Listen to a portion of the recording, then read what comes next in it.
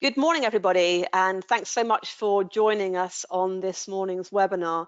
And you've joined us to talk about beyond automation, and we're looking at the future of high-performance finance teams in 2023 and what that looks like for you in your organisation. And to do that, we're going to be talking to, we've got the as you can see in front of you here, we're pleased to be joined by Olav Mars from Basware, and we're going to be talking all about what it means to you in your teams to look somewhat beyond automation and things that you should be doing before, during, and after an implementation process. And during the course of the webinar, you can, of course, ask any questions that you have, and you'll see over in your GoToWebinar control panel, that should be over on the right hand side of your screen, you'll see a little icon there saying chat. So if you want to ask any questions at all during the course of the webinar, just type in those questions there, and we can answer those questions for you towards the end. But now, if I could ask Olav, perhaps if you wanted to introduce yourself to everybody this morning. All right, thanks, Ellen. So good morning, everyone. So my name is Olav Mars. I work as a product manager, or I'm heading the product management team in Basware. I've been doing this for about 10 years in Basware, and my background is in the accounting. I originally started my working career as an AP clerk, and from day one there, I was really wondering why do we need to type so much, and how can we automate things? And then I made my life come through and join Basware to automate this, and we'll go then through today what that would really mean for you in different kind of circumstances. Lovely, thank you, Olav, and it's great that you've got that background experience as well, so you know that what life is like for people working within their finance teams, so you can bring that experience to bear with you on the conversation that we have this morning. So just thinking about automation, people quite often think of it as being a kind of fix-all to solve all of their processing challenges, and then sometimes find out later to their cost that that isn't so. So why do you think that companies fall into that kind of mindset in the first place? I have to say, that is common for any kind of automation, right? That is not specifically for AP or anything like that. But it's basically because we are looking into, I have a problem here and I want to fix that specific problem. And with that, yes, you may fix that specific problem, but you don't resolve the root cause. So if there is something else changing along the way, it will just move the problem upstream or downstream in the end of the day, and then you have to fix that. And I've even experienced that a few weeks ago when I was visiting the UK, and I was waiting in front of the passport control, which is an automation as well nowadays, right? That you can nicely put your passport in, and it looked fine. Unfortunately, my queue was the one that got broken for whatever reason. Nobody got through anymore, so automation failed.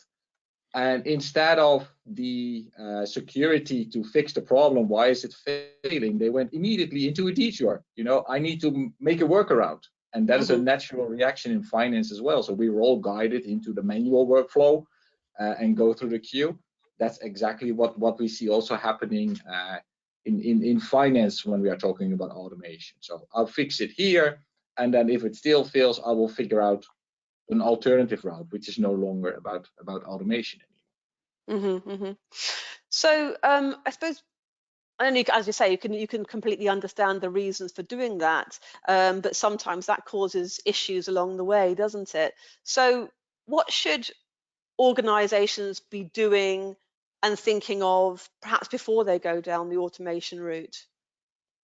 Yeah, so if you think about finance automation and specifically the AP automation, there is a lot of value that you can unlock as part of this exercise.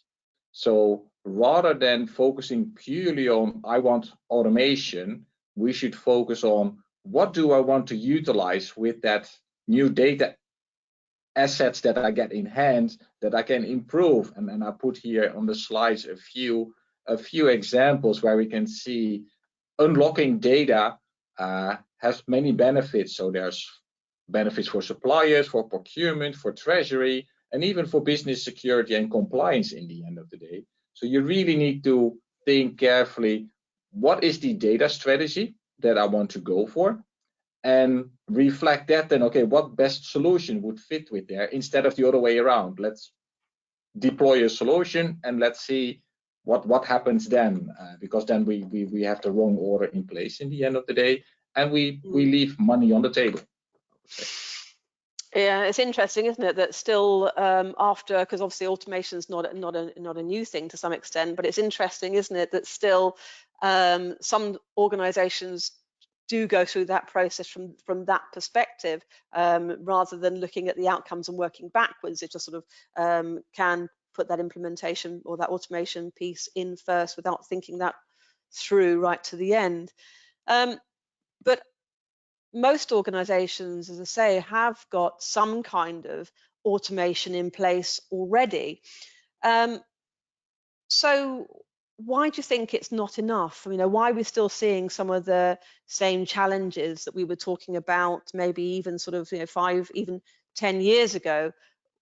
What's happening there, and why, if you've got certain amounts of automation in place already, as a lot of organizations do, why isn't that enough? Why isn't that working? But you kind of answered it already, your question, right? You specifically said we have somewhat of automation in place, and that is exactly the whole misconception that we have. So yes, I may have automated one step out of the whole flow, and think I have automation in place. Yeah, you have, but you have a piece of the puzzle there without having the overall vision at hand, and therefore you miss out on certain things. And at the same time, if you have fixed one specific thing, and let's say I do an OCR solution to transform paper and PDF invoices into an electronic document, that's fine. But what happens then if there comes a new supplier in? Do I want to convert that? Do I get enough data out of these things? Do I as an organization need to capture more data than I have agreed with that OCR provider from capturing from the document?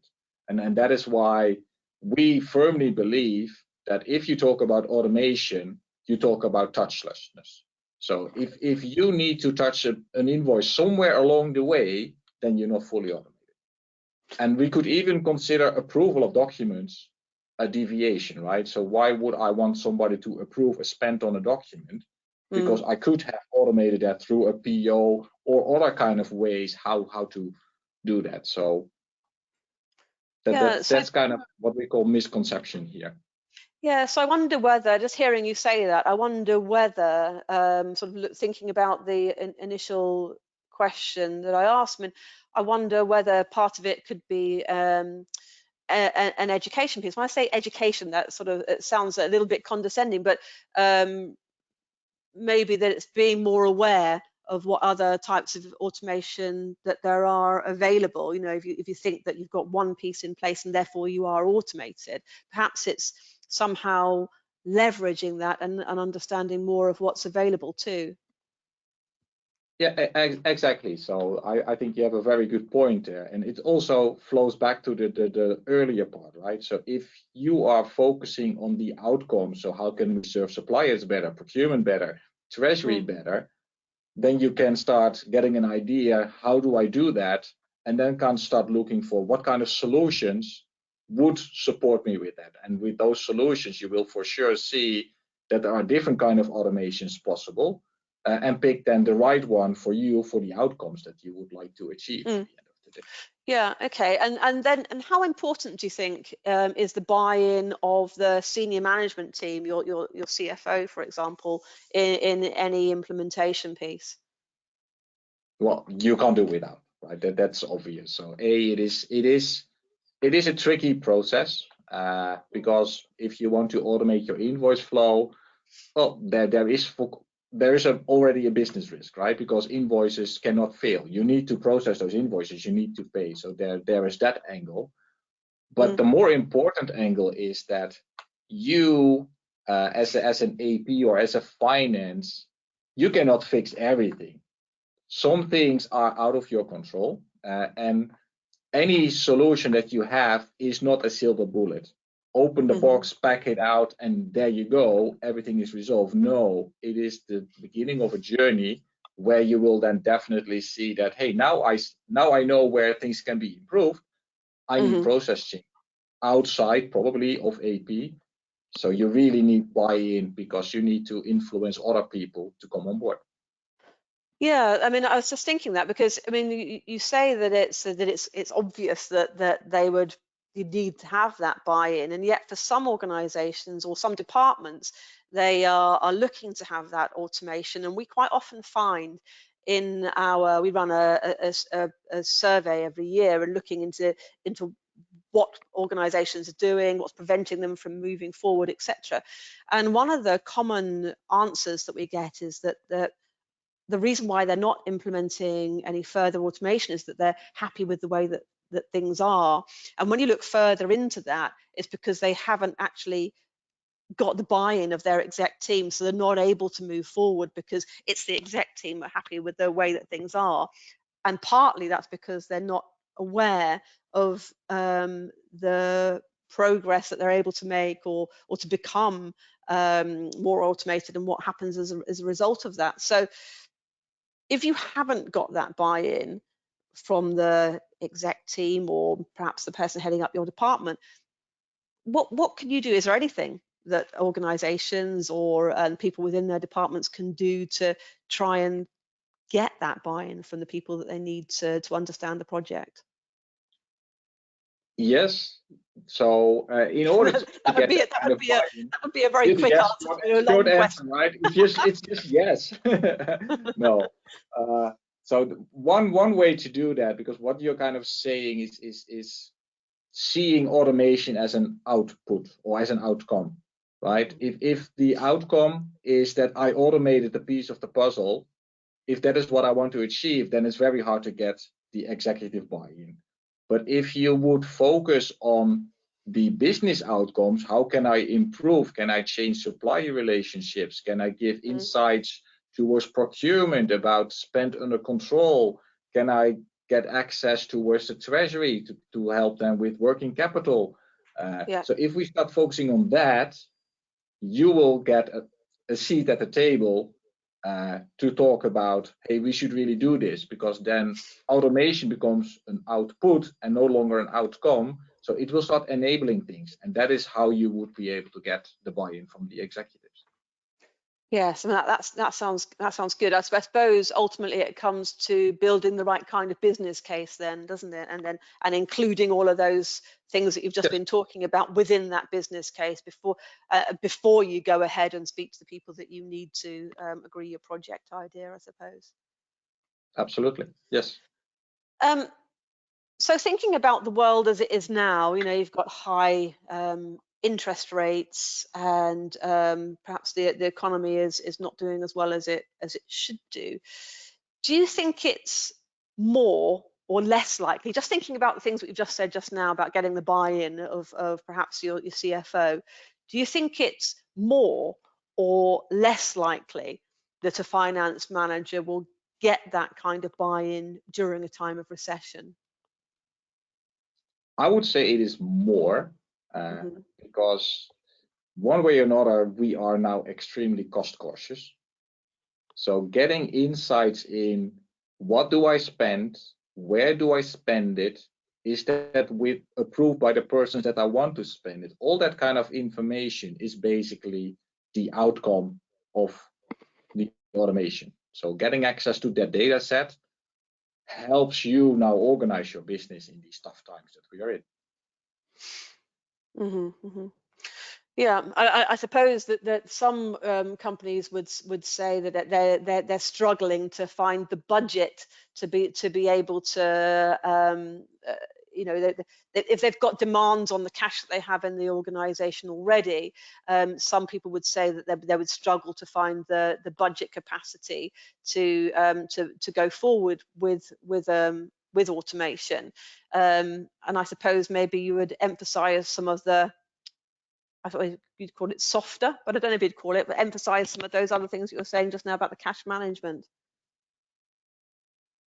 Yeah, so for building this business case, we should go a bit beyond saying that, yes, if I automate things, then I need less AP, right? That should not be the incentive. That should not where the true value comes from. That's a nice side effect, I would say, but it's more about getting that value from your optimized operations, give the right information to the right people in the organizations to make the right business decision, help your treasury out. That is the real part that will build your business case. And also implementing this, the return on your investment on this kind of AP automation compared to a full P2P delivery is your fastest return on investment in the end of the day, because that's a process that you have a limited group of people owning. So you would be able to really get that return on investment quickly. Yeah, okay. And then in a volatile environment that we're talking about right now, like high interest rates, the supply chain disruption that we've seen and continue to see, getting e-invoicing right, or getting invoicing right starts to become part of the ESG agenda as well, doesn't it? When you start to think about payment terms, for example.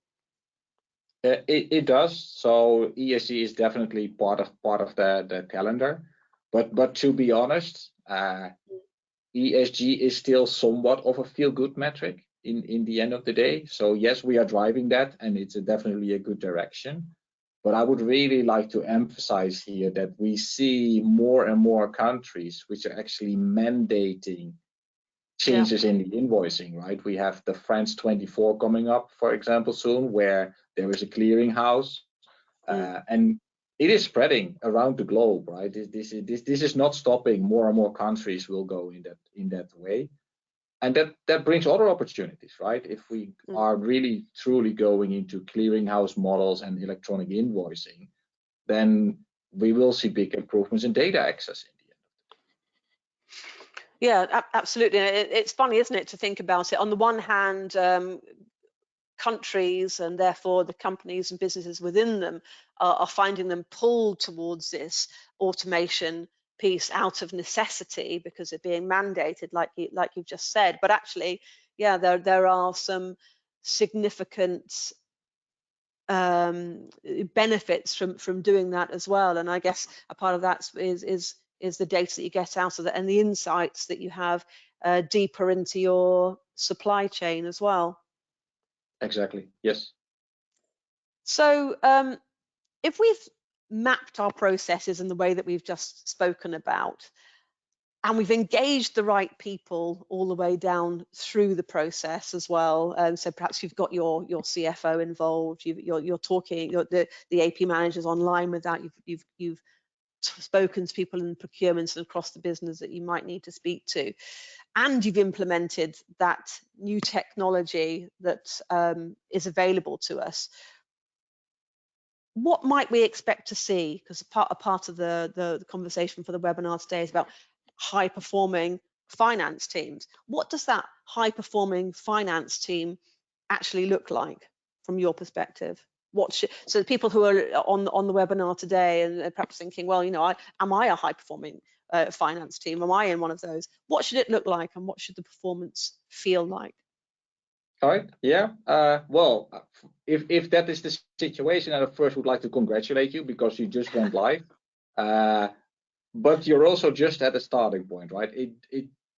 It doesn't end the moment that your solution is up and running. It's basically the beginning. Now the journey really starts, because what you will see is that you get the first insights in how are you doing end to end to realize business outcomes, and you will start seeing, okay, I have a problem in this specific process. So for some reasons, I have made a complicated approval workflow, for example, that is taking too many steps, and that's why we're always paying late. So you will now get access to all of that data, and you can start fine-tuning then where do I need to go. And that fine-tuning is not only on a process level, but it may also be that you need to change certain parameterizations in your system, because based on the blueprint originally, things are not really as it was originally expected. So we need some fine tuning here. And a typical example here would be tolerances in the matching process. So you may say that I want to give by default 1% tolerance, but you may see now that, hey, it should be 2% because I will increase my touchless invoice processing in the end of the day. So that journey is just starting then. And that means then that you need to start monitoring rather than executing. From that point of view, is that where are we? And one of the metrics that we should then see is that the throughput, so the number of invoices per FTE, is one of these things that you should see increase in the end of the day. But it should also be very much focused on the business outcomes. Did I provide, for example, the procurement, the information to do the negotiations on payment terms? Because we have improved payment times with suppliers, so we are in a good spot for these kind of discussions now with the suppliers. Yeah, I like that, Olav. I like the where are we? That's a really good thing for organisations and for people to bear in mind. Having a good understanding of what is happening right now. So you know, we all know that finance transformation is an ongoing process. So it would be great, wouldn't it, if we could transform, or we could put automation in place and say that's it, we've transformed and we're fine as we are. But you know, automation just increases, and you have to move forward with that. And so I think it's great to be able to think, where are we right now, and what do I have visibility on? And I guess a part of that is having that constant monitoring in place and understanding where you sit and where your processes are right at one particular point in time, and to make sure that, yes, that you are able to do the things that you've just said, like fine-tune that engine, which can only happen if you're constantly looking at it and you've got that right data in place. Isn't that right? Yeah. Okay. So we've been looking at the world beyond automation, looking a little bit sort of not just at the automation itself, but what else you should be doing along the way. If I'm in one of these organizations I've been talking about, a modern, forward-thinking, and if I'm a modern and forward-thinking professional working within that finance department in a digitally focused organization, how might my world be different to the one perhaps that I'm in today, or maybe I've been in the past? What might I be able to influence if I'm working in one of these forward-thinking, fully digitized organizations, so from the people perspective? Yes, the biggest change that you will get with this kind of data is the fundamental question that you would ask yourself, basically, as an AP person. So currently, let's say before automation, we are very much focused on how do I process this invoice as quickly as I can. That has been the primary objective. I have a backlog. I need to empty my queue, and we will change this into the way that the fundamental question is, why do I get this invoice on my table? What went wrong? And what do I need to do to prevent this from happening the next time?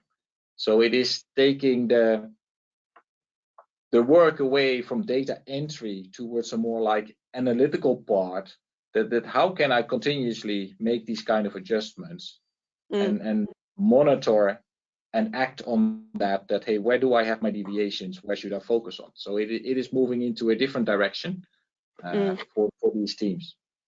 So perhaps a little bit more analytical then than it has been in the past. Yes. So do you think that, so if I am an organization like that, is fully digitized in the way that we've just said, do you think that would play a role in talent retention, keeping hold of the people within their organization? What are your thoughts on that? I would say that's one of the hidden gems that comes with automation.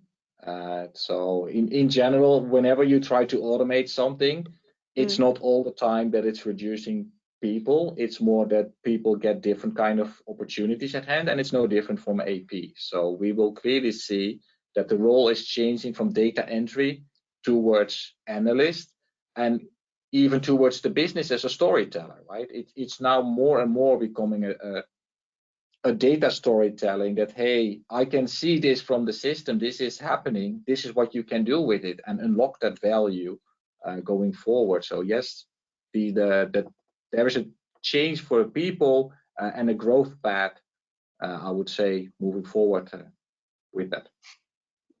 Okay, and do you see things changing? Obviously, you go to lots of different organisations, and you see the different processes that they have in place, and you also have insights into where automation is going, certainly within Basware, but I guess within other organisations that you're familiar with. What are your? I mean, perhaps you can give us some insight into that. If you've got a crystal ball in front of you, what are your expectations for this year in terms of automation? Yeah, I'm looking at the crystal ball now, right? and well, we can clearly see, and it's probably not going to be a bit surprise, but everything is about machine learning and AI in many different kind of things. And I would say where we are now, within AP automation, we are basically we have done the core automation, right? Or let's say the first level of automation is done. So whatever has fallen out today and couldn't be handled by process changes, that's a challenge. And we will see that these deviations will be picked up by these new technologies. So there will be spot solutions coming in for helping you out. And an example would be getting coding proposals on an invoice done by a machine learning service, so that the user doesn't need to do that themselves anymore, but that the system knows, this invoice from this supplier, this organization with this content, there you go, I can code it automatically for you. So that is definitely the direction where we are going. Yeah, and as we were saying just now, that that transformation piece that organizations and departments put in place, that's kind of never ending, isn't it? So I suppose that's part of what you're saying, that we can expect to see those that automation just changing and picking up on the pieces that haven't yet been gone through. So I guess we just see that an increase in the different types of automation impacting the finance teams of the future. Yes. So that's why I always like to talk about the touchless rate in the end of the day. And as long as that is not 100%, then we aren't there yet. But of course, it's going to be very difficult to get to 100%. But that's the ambition level that we all need to have. So yes. And everyone's future looks different from everybody else's, isn't it? Because as we were saying at the beginning of the webinar, you can have certain types of automation in place, but some organizations are far down that line and have all types of different AI, machine learning in place already, and others are just at that beginning of that journey. So what the future likes for each of those different organizations looks very, very different, doesn't it? So we're not all progressing at the same rate. Yes, and at the same time, we know that the world is far from static, right? There have been so many disruptions in the last few years that have impacted us significantly, and also in positive ways, I would say. So think about paper invoices and the impact of working from home. Massive, I would say, that all of a sudden PDF invoices or fully electronic invoices became the norm. And the number of paper invoices significantly decreased, and that's what it is, right? And also, you as an organization, I haven't seen the organization that is static. There is always something happening. We are investing, divesting, and everything has an impact in the end of the day. And I guess that goes back to understanding where we are now as well, doesn't it? Having a proper understanding of what your current situation is, both in terms of the people. Are you actively working with the talent within your organization? Are you having the right training in place? Because I think that one of the things that we talked about in an earlier conversation that we had was around making sure you've got the right talent within your organization, because I know that certainly a lot of companies or finance teams within the UK are struggling at the moment to find that right kind of talent to put into their organizations. So on the one hand, you've got the sort of talent retention and also the attraction of that right talent within your teams who have got that digital experience as well. Is that something that you're finding? Yes, we see that. Yes, we absolutely see that. And that's a positive side effect, I would say, because that is about embracing the change, right? So instead of fearing the change, we should definitely see this as an opportunity. Well, absolutely. Yeah. Absolutely, because I mean, the automation, we're talking about beyond automation, and automation is just a tiny part of the piece, because you've got to have the people involved in the first place to implement it and also to work with it. But at the same time, that automation is never ending, and it keeps on changing the worlds in which we live. So we have to keep update with it ourselves. And on that note, I know we have a number of questions. And I think they have come through into our chat function now. Let me just have a look at them now. We've got, do you think all finance departments in the future will be underpinned by AI? There will be, for sure, different kind of AI solutions everywhere. Will it be completely? No, because each and every company will select its own dedicated use cases that they would like to resolve with these things. And again, I would like to bring that all the way back to the beginning. That will only work if you have set your data strategy, because there's no AI or machine learning if you don't have your data strategy set. So without that, you would not be there. Yeah, because you're in danger in that case, aren't you, of just like we were talking about in the very first question, of plugging that automation piece in and expecting it to miraculously sort out your challenges. And I think that, yes, it might be underpinned by AI or automation, but it's not going to be the fix-all, is it? As we were talking about in the earlier parts of the conversation. And then somebody else is asking, out of interest, how are non-purchase order approvals dealt with in this touchless process? Well, there can be different kind of ways. So for first, that would be the question: should it be non-PO? So there's typically, we are talking about spend under control through a purchase order. But there are certain documents, certain invoices that you get that is a non-PO invoice, that is a recurring spend. And there are ways how to automate those by pre-approving that recurring spend. So if we think about mobile phone subscriptions with the same amount each and every single month, or the rents that are out there, magazine subscriptions, all of these documents are typically not on a PO, but they're recurring and you would approve them anyway. And if you approve them anyway, should we move that approval up front and just validate that it's within my tolerances and then automate it? Going forward in that thinking, it could even go that far, but now I'm talking about something that will probably scare people a little bit. But what if the system would know this is a trusted supplier? The spend level is within my confidence levels that I feel okay to handle. Should we go into passive approval rather than active approval? So yes, you may get a task, but if you don't act within 10 days, let's say it like that, it is passively approved. So instead of approving, you do active rejection if you say like, hey, this is absolutely wrong. So there are different ways how you would move that forward, but you have to grow as an organization into these at the same time.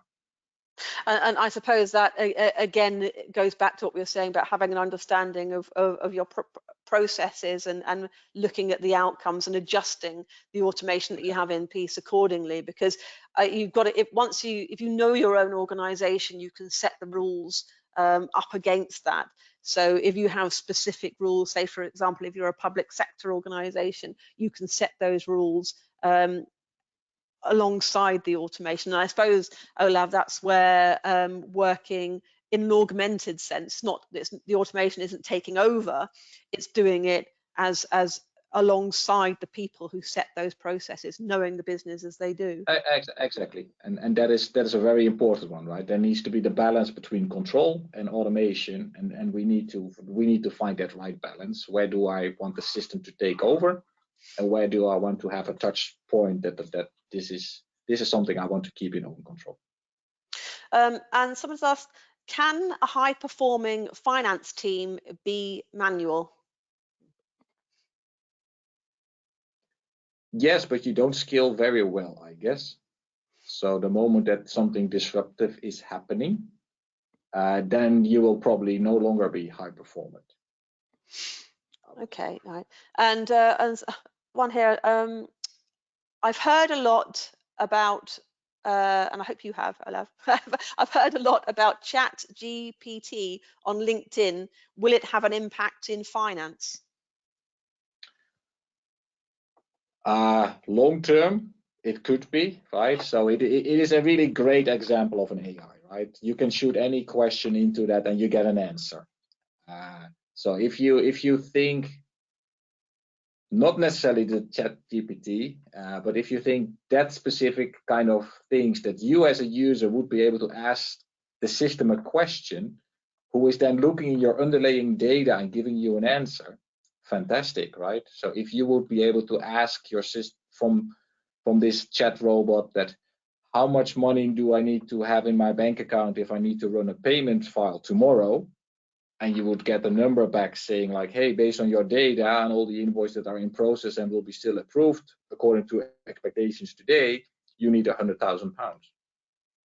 Then definitely, but we are still quite far, I would say, from that. Yeah, I mean, I think we're still very early days, and there's a lot of hype about it on LinkedIn precisely because it's quite new, Yes. isn't it? And I think that like a lot of as people on the webinar may have seen, we put a post out about the top 10 trends affecting procure to pay that we see coming in for this year. And we did talk a little bit about what we spoke about a little bit in the past about conversational commerce and where that had the potential to go for, like, for example, mapping spend against contract and plugging that into the into organizations' ERP system. Well, those are all still kind of, if you're still working in an environment that's relatively manual, you're probably not going to be thinking about that during 2023. But that's not to say that it's not on the horizon somewhere for us all, and you kind of need to be a little bit aware of these things coming up, I think, don't you, Olav? Yeah, absolutely. There's so much things happening, and just following the trends may keep your thinking as well, right? That hey, would this be something for me? And I have to say, I asked even the ChatGPT to ask me a Christmas poem. It was fantastic. Was it good? It was surprisingly good. I know, that's the scary thing, isn't it? The scary and good thing, you know, I think you still need humans, and you can't halt progress, can you? It goes ahead, and you have to keep up with it if you want to keep yourself and your organization relevant. I think, you know, you can't put your head in the sand and pretend it's not happening. It's as well to keep up and ahead with it. I think maybe in the interest of time, one final question then, Olav. And I know we've had a number of questions in that perhaps if I can ask you then perhaps to answer them after the webinar, that would be quite good if you're happy to do that, Olav. Sure. Okay, so someone's asking how to manage exchange rates from PO to invoice so that the e-invoicing process is seamless. Is that something you'll be able to answer?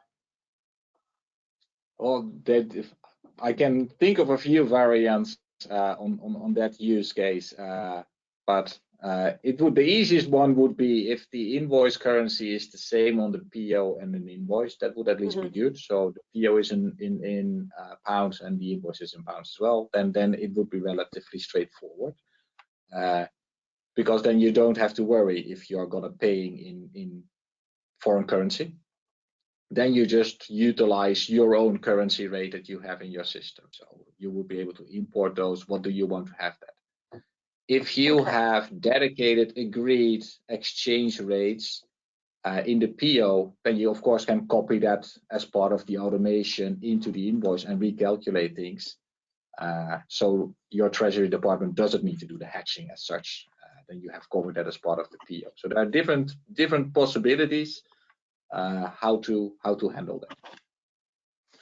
Okay, all right, thank you. And I think that there's a question here that someone's asking about how can I convince my direct or instruct, learn or instruct my direct colleague in working with another mindset and not focusing on processing, but thinking about how can I guess, how can I teach my co-worker to be more curious about the upcoming world of automation, and also I guess the digitization and how that person would fit into that.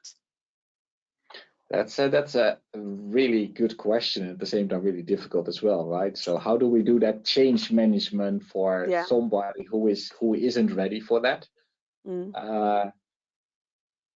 You would need to find then kind of the fun part about the conversion, right? That what things do you think are fun, that you see as fun in making that exercise, and can you somewhat translate that to that person's view to spark that interest? Yes, because I that's a good point. I love that about making it fun, or finding the fun element of it. And I think there is a lot of fun to be had in looking at that as looking at processing from an analytics point. You're having a direct impact into where your organization is heading, because you can you can map that as you go through. So maybe perhaps it's as you say, yes, you can make finding the fun element in it, and helping them to see how they are impacting things as well, impacting the results. Because I think sometimes, you know what it's like yourself, if you're working in an environment where you feel like you don't have any autonomy, or perhaps you're not quite sure, yes, okay, you go through the workload that you have, and perhaps you're mapping against KPIs, but you don't really know why you're doing it. It can be disheartening, can't it? And I think maybe if people understand why they're doing something and the impact that that has, maybe then they can see that they have an influence in their organization. And once you feel like you've got influence, I think maybe you feel more involved and more excited and interesting. So yeah, I think, but I love what you said there about seeing the fun element of it, and I think that will probably be quite key. And it's about bringing them on that journey with you, isn't it? And understanding their part in that. Yeah, it would also be then that you would celebrate the positive outcomes that you are deriving, right? So somebody needs to translate the increase in a certain outcome, how you contributed to that one, and celebrate that, because that is one way of getting people on board, because then they are seeing the bigger picture. Yeah, how they make it. I agree. It's really important. As I think also sometimes there's elements of fear involved, isn't there? I mean, people are perhaps a little bit fearful of where automation will go and where it might leave them. But I think that, yeah, if you focus on the positives, like you've just said, then I think that you can make sure that you've got them and the rest of your team involved. And maybe that's a big part of that change management piece. I think sometimes getting that particular person, once you've converted that more difficult person to accepting the process and way things are going, maybe having them on board as a champion alongside you, then it's much easier to talk to the rest of the organization and the rest of the department too, isn't it? I think some of it's about mindset, and although that can be difficult, as you said, Olav, it's also, you know, it's something which needs to happen if you're going to make a success of something. So perhaps look at that maybe first, rather than as a sort of like an add-on to the rest of the implementation piece as you go through. Yes. All right, and I know we have had a number of other questions. I think we're sort of up against time, we will certainly get those answered for you, and but we'll probably do that over email. And yeah, so we've got all those details, and we'll send you the answers that are still outstanding to you guys over email. But thanks very much, first of all, for Olav for joining us and sharing your insights this morning, and thanks to everybody for joining us. I hope you found it useful and enjoyable, and we'll send out the slides to you guys afterwards, and you'll get a copy of the recording sent out to you as well that you might want to share with colleagues, for example. So thanks again, Olav from Basware. Thanks very much for joining us, and hope you all enjoy the rest of your day. Take care. Thank you. Bye-bye. Thanks for having me. Bye. Thank you. Bye-bye.